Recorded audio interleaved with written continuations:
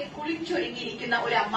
16 വർഷങ്ങളായി കാലിന് ചലനശേഷി നഷ്ടപ്പെട്ട അമ്മയുടെ യാത്രയ്ക്ക് സാരഥി മകൻ രാജഗോപാലാണ്.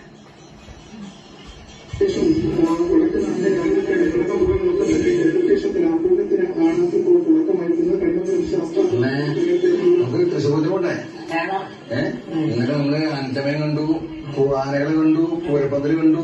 ഇല്ലേ, നമുക്ക് പോയി വെയിലാറിട്ടേ നമുക്ക് പൂരത്തിന് പോവാം. രാജേട്ടനും അമ്മയും കൂടെ പൂരപ്പറമ്പിലേക്കുള്ള യാത്രയാണ്. അപ്പൊ ഈ ചൂടുള്ള ഭയങ്കര ചൂടല്ലേ, അപ്പൊ എന്താ വേണ്ടത് ഒരു സംശയത്തിലാണ് നിൽക്കുന്നത്. ഇന്നലെ പൂരപ്പറമ്പ് ഉണ്ടായിരുന്നല്ലേ? ഇന്നലെ അമ്മയ്ക്ക് ആനച്ചമയം കാണിച്ചു കൊടുത്തു. അതെ, ഇന്നലെ പോയിട്ട് എന്താ ഇന്നലെ ആനച്ചമയം കണ്ടു, പൂരപ്പന്തല് കണ്ടില്ലേ? പൂരപ്പന്തലൊക്കെ കണ്ടു, പിന്നെ ആനകളെ കണ്ടു, രണ്ടെണ്ണ കണ്ടു. ബാക്കി ഇപ്പൊ എത്ര വർഷം കുളിച്ച് പോകുന്നു? എല്ലാവരും പോവോ? കഴിഞ്ഞാലും പോയി. എന്ത് ചെയ്യുന്നു?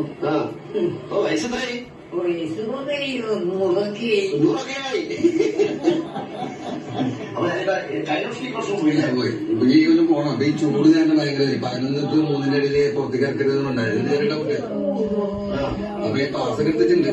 പോണെങ്കിൽ പോവാം. ഈ ചൂടിന്റെ കാര്യം എന്താ വേണ്ടതെന്ന് വെച്ചിട്ട് ഞാൻ തമ്പടിച്ച് നിൽക്കാം. അപ്പൊ ഞാൻ അല്ലെങ്കിൽ ടിവിയിൽ ചേർത്തുവിടാം. പോയില്ലേ?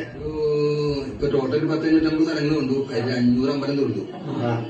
കിടപ്പിലായിട്ട് 16 വർഷമായി.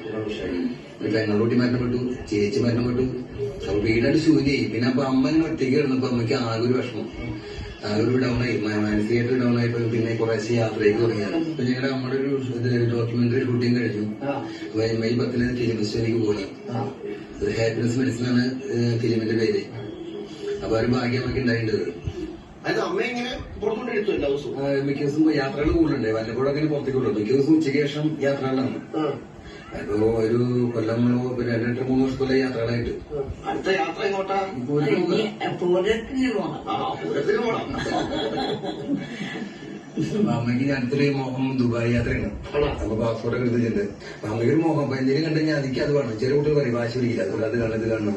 അപ്പൊ അങ്ങനെ ഓരോ ടിവിയിൽ കാണുമ്പോഴേക്കും അവരെ കാണണം, ഇവരെ കാണണം. അപ്പൊ ഞാൻ ഓരോരുത്തരെയും മഞ്ജുവാരെ കാണിച്ചു കൊടുത്തേനെ.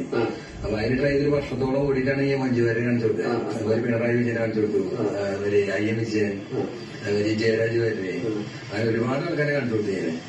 അമ്മയ്ക്ക് എന്താ വെച്ചപ്പോ ഞാൻ മുമ്പ് എനിക്ക് ഇനി വയ്യാണ്ടേ പോകുന്ന തോന്നില്ല അമ്മയ്ക്ക്. അപ്പൊ വേണ്ടെന്ന് പറയും. നിലയെ കൊണ്ടുപോകും.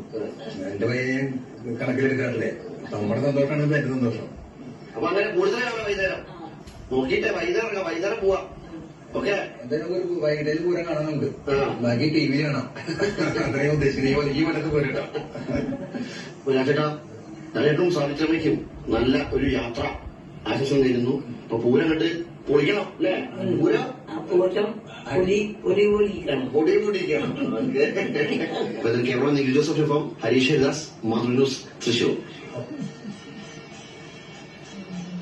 സാങ്കേതിക പോലെയുള്ള എത്രയോ അധികം അമ്മമാർ, എത്രയോ മുത്തശ്ശിമാരൊക്കെ ഇങ്ങനെ പൂരത്തിനെ കാണാൻ വേണ്ടി, പൂരത്തിൽ പോകാൻ വേണ്ടി ഇങ്ങനെ കാത്തിരിക്കുന്നുണ്ട്. ആ കാഴ്ചകളൊക്കെയാണ് നമ്മൾ കണ്ടുകൊണ്ടിരിക്കുന്നത്.